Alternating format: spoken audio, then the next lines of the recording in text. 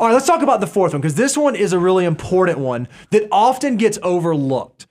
We think if you really want to think about how to win with money and at the same time win in life, you ought to really consider, am I choosing the right occupation? Is the thing that I'm doing for a living really the thing that I ought to be doing so that I don't have the Sunday scaries every week? Look, the content team, sometimes I feel for them. I don't know if I should wish there's a camera in there or if I feel like there should be counseling afterwards. Just because I'll go on tirades about how much I love education, but I get mad at education because education was the ladder that I feel like has taken me from, the lower income family life I came from to where I am now. I put it all squarely on the shoulders of having parents that valued education and then me going to college and making it all happen. So when now I see all the struggles with student loans and the runaway costs, it breaks my heart because we've turned something so positive into a negative. So what I want to be crystal clear on is that what you've got to start doing, and I hate that we've taken something so positive to now where we have to put a buyer beware warning on it, is that really you have to find that intersection of your passion, your knowledge and aptitudes/talents, but also where the market is, meaning is there an actual value in the marketplace for what you're learning at college? So we wanted to kind of walk through why you need to be very deliberate with your education and occupation choices because it has a huge impact to your earning potential. Yeah, think about this. Realistically, if you're a full-time worker, and you have 2 weeks off of paid time, you work 2,000 hours per year. Well, if you think about extrapolating that over a 45-year career, that's 90,000 hours that you're going to spend doing this thing. So you might want to say, if I'm going to spend 90,000 hours doing this thing, man, it's something that I enjoy. It's something that I find fulfilling. It's something that I can at least feel great about doing. And yet, when we look at the statistics, it's not necessarily the case. We know that right now, 44% of job seekers with degrees regret the field of study. So the thing that they went to school for, to go find a job for, they say, man, I wish I wouldn't do that.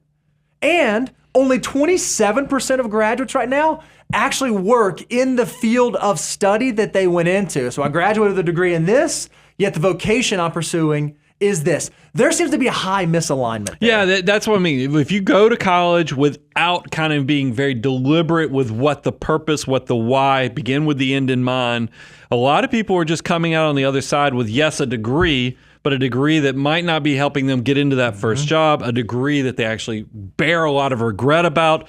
And this is what's interesting. There's a stark contrast because we measure and actually talk to our millionaires. We do an annual survey of our millionaire clients, and we find the exact opposite is that actually 72% of our clients work in their field of study. So you've got to be very deliberate with how you're allocating your time and your resources to make sure that it's helping you maximize your occupation. And then here's a key point that goes with the happiness factor. Is that I didn't like when we showed that stat of 90,000 hours. I tried to lobby for getting it taken out in the content meeting because I was like, it's pessimistic. If we had to consume our entire working career and think about it in hours, that just sounds like it's just negative. It's not my feel good rock and roll type personality. But here's what will make all that digest much better. If you do something that you actually love coming to do, you really do. It's that whole adage, you're not working a day in your life. And that's what, so if you're going to take that negative element of 90,000 hours, let's at least find something that's fulfilling, that gives you purpose when you wake up in the morning, you feel like you're making the world a better place. Let's see if we can get all that aligned up, and a lot of it is just being a good resource allocator and choosing the right occupation. I love it. And I just want you to know, if I get to do this for 90,000 hours, if I could just hang out with you talking money for 90, that's going to be a solid career. Well, I'm gonna be pretty happy about that. 30-year mark? It's so crazy. And I'm rocking and rolling and ready to go. So that's got to mean something. So I just hope everybody has the same type of journey and figure it out yourself through going through the intersection, once again, of your talents, the market, and then the tools that you're loading yourself up with. And so you've probably put together, like, okay, why is this important? It's because of the very next truth we want to share with you. Time is your most valuable resource, no matter where you are at in your life cycle. If you're 22 years old, time is one of your most valuable resources. If you're a 65-year-old, time is still your most valuable resource because it is not renewable, it is fleeting, and it is expensive if you don't pay attention to it. Yeah, I mean, Bo, you came up with this next thing. Let's go and say this because now I want to give some life lessons. What's the new headline? Yeah, so when we think about it, in all reality, wasting time is actually way more expensive than wasting money. Let that sink in. Let yourself think about what that means. If I squander my time, I don't get to go back and fix that. I don't get to go back and make that up. And likely it's going to make my future time even more difficulty. If I waste some money, if I don't start saving the way that I should, yeah, I can go solve for that. I can't solve for wasted time. So we should approach the decisions that we make in that same vein. I wanted to put this in context of owning your life and the fact that I've been there's seasons of my life, especially when I got out of college, $1,000 would have changed my life. Yeah, I mean, for sure. It literally would have changed my life. I used to daydream about it when you'd hear about a friend who got like gifts at Christmas or something. You're like, man, if I just could get, if I could find $1,200, listen to the radio things. Back when I used to listen to radio, call-in shows with giving out paying bills and, you're doing that stuff. And I think about that. And because at that moment in time where $1,000's going to change your life, I'm a servant to all the things I'm obligated to, making my rent payment, making my monthly bills. I am a servant. I don't actually own my time. I'm indentured to have to go to work to sell my time and labor to pay the bills. The whole purpose of you trying to build financial independence is the moment that you can build up your assets, your army of dollar bills, to where now you trade a portion of your assets to actually either pay your expenses or to hire somebody to do something for you. Now you own your time. You own your life. That is what we're trying to do, because now you work and you do use your labor because you desire to, not out of the servant's obligation to all the people you're indebted to and all those things.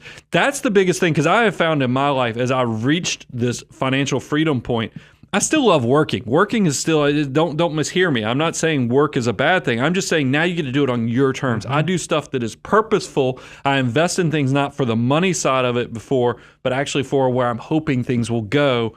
That is a huge clarifier we need to know, and that's why you have to understand time is the most valuable resource, not even just from the work standpoint, but also memory standpoint. Do things on your terms. So you have to be intentional and goal-oriented when you think about your time and resources, meaning, do you have a plan? We say this all the time at our firm at Abound Wealth, that the financial plan that you have in place is both your best offense as well as your best defense. It is the thing that makes sure you don't get off track wasting time, at least when it comes to your financial resources. So do you have a plan? Have you sat down and said, okay, these are my goals. These are the things that I want to accomplish.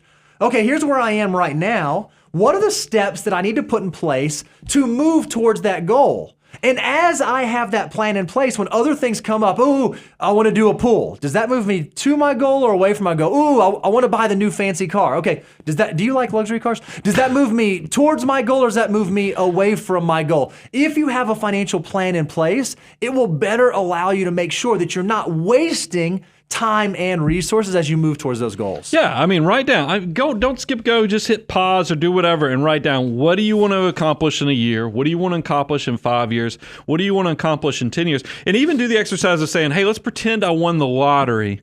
What would change in my life 5 years, 10 years?